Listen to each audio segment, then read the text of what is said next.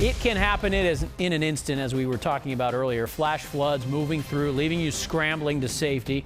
Yesterday was a reminder of how deadly they can be. The community of Payson gathered together to remember the 10 people that were killed in the fast-moving flash flood that gushed through the Verde River just over a week ago.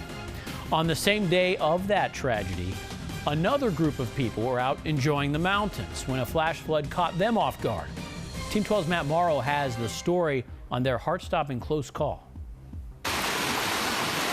In a matter of minutes, a dry creek bed becomes a rushing river, fueled by a flash flood. All of a sudden we heard water coming. Then more than a dozen people, who minutes before this were enjoying a sunny day swimming at Red Creek, had to rush to higher ground, getting there with just seconds to spare. It was still barreling down super fast. And it was 0 to 100 in 0 seconds. Right.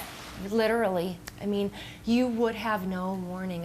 I understand why they call it a flash flood now. Katie Weeks, Molly Stumpo, and their families were lucky and avoided this wall of water last Saturday. Holy mackerel. But that same afternoon, some 40 miles away in Cold Springs, 10 people, including the Rhea Garcia family, were not so lucky. They were swept away and killed in a flash flood that was even stronger. My heart goes out to them.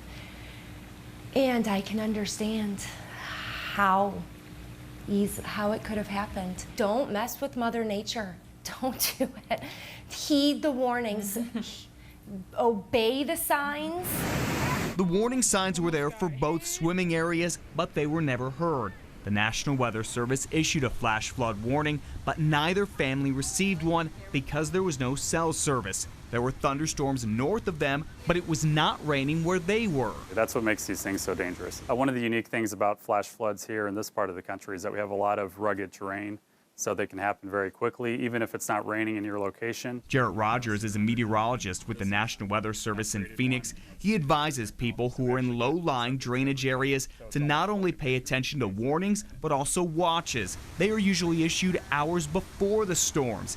He also recommends having a weather radio.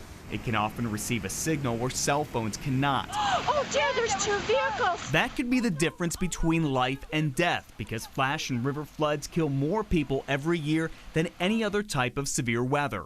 Last year, they killed 126 people nationwide, and in 2015, killed 13 people, including 10 children on the Arizona-Utah border. I see how easily too now it could have been any of us as well too, when we realized just how lucky we are. How very, very, very lucky we are. Now Katie Weeks and Molly Stumpo will use their close encounter as a lesson to pay attention to the weather around them, so they never have to witness the fury of a flash flood again. Matt Morrow, 12 News.